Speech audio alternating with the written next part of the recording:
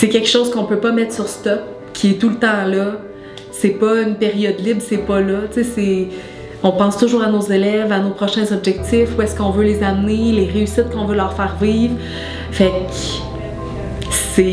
c'est très, très, très, très, très stimulant, puis très, très, très, très, très engageant, mais on en retire beaucoup de reconnaissance.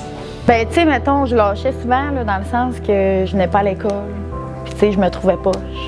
Puis, mais tu sais, justement, ma professeure de français, elle m'a vraiment tout le temps encouragée, puis elle me disait, ben non, t'es bonne, tu vas l'avoir. Puis ça finissait que, ben, je l'avais. Puis ça a fait que, tu sais, je suis devenue rassurée. Puis de plus en plus, ben, ça a fait en sorte que j'ai eu envie de continuer, puis là, voilà.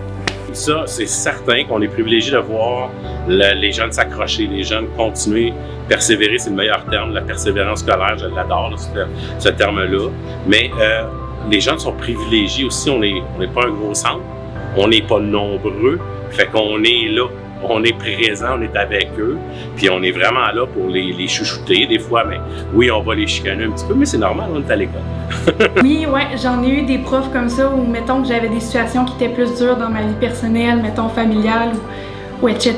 Ben, tu sais, il y avait des profs qui étaient là, puis OK, qu'est-ce qui se passe? T'sais, j'arrivais dans le cours, puis je me rappelle, il y avait un prof qui m'avait dit « Ça va-tu, me semble, t'as l'air comme tourmenté. » Tu sais, je me rappelle, ça m'avait vraiment marqué, puis tu sais, prendre le temps de parler avec, puis de s'assurer que ça va bien, puis après ça, d'être capable d'avoir un état d'esprit là, qui est correct pour apprendre, parce que si on n'est pas, si ça va pas bien, ben c'est difficile d'enregistrer de la matière aussi.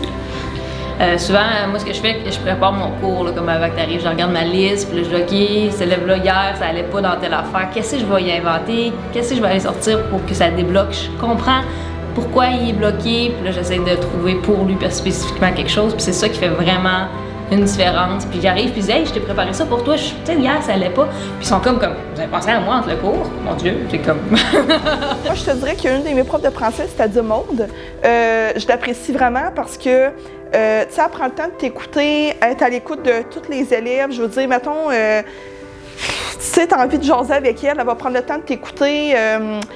Elle ne dira pas, OK, on sort les cahiers de français, puis on fait un cours de 3 heures, tu sais, je vous parle plus, là. Tu sais, c'est vraiment, OK, elle prend le temps avec toi de jaser, tout ça.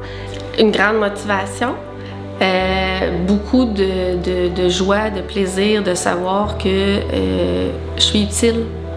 Des fois, on se demande qu'est-ce que moi je pourrais bien faire, laisser ma marque, laisser ma trace. Mais avec les enfants, c'est facile. Parce qu'on a juste à écouter, travailler en collaboration avec nos autres collègues aussi quand ils vont chez les spécialistes et tout ça. Puis, on répond à leurs besoins.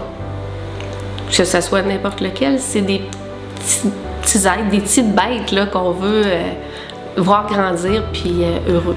À tous nos enseignantes et enseignants, merci de faire une différence quotidiennement auprès de nos jeunes. Merci pour votre engagement. Bonne semaine!